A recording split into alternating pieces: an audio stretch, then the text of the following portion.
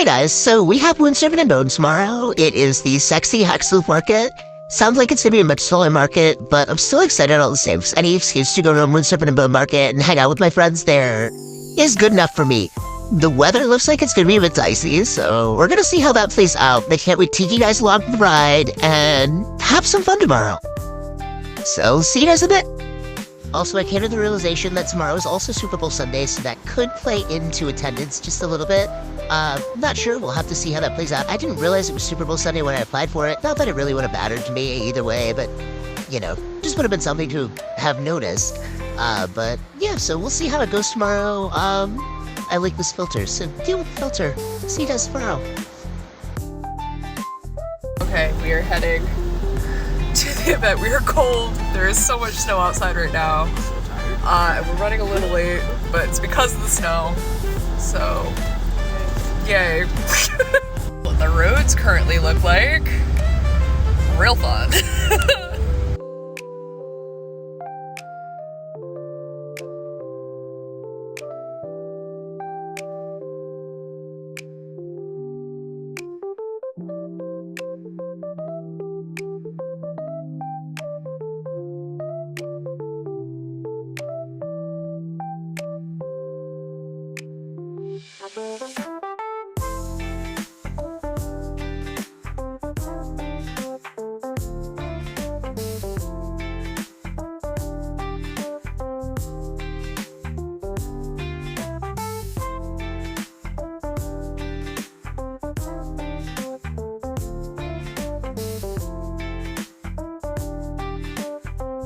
So Carly, what are you working on?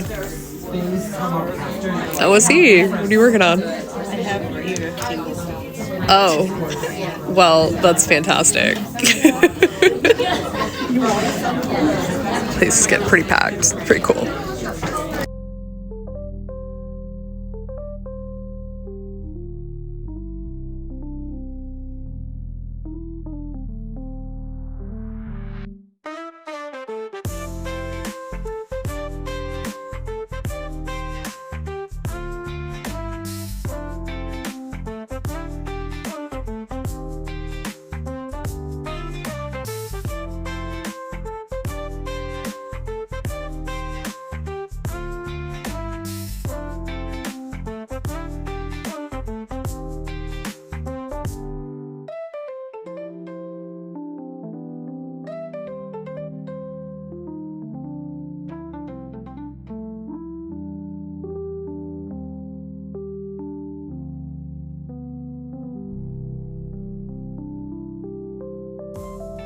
So I'm back in the workshop, as you can see, and I wanted to touch base on like after event thoughts on Moon Serpent and Bone Sexy Hexus Market. So it met my expectations for how big I expected it to be and everything like that.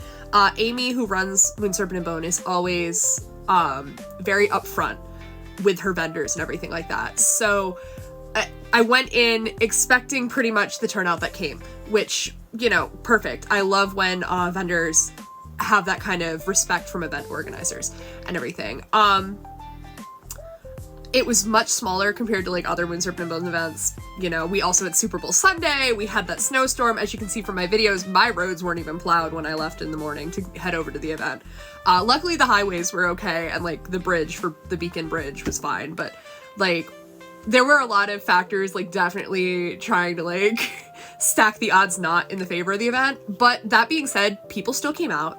People still, you know, were very nice, and they really seemed to be there because they love the community and they love the event and everything. And I honestly, all things considered, I think I absolutely will go back. And that's mainly not to like discredit the fact that I'm a slut for Moon Serpent and Bone events at this point in my life, because I just love the vibe.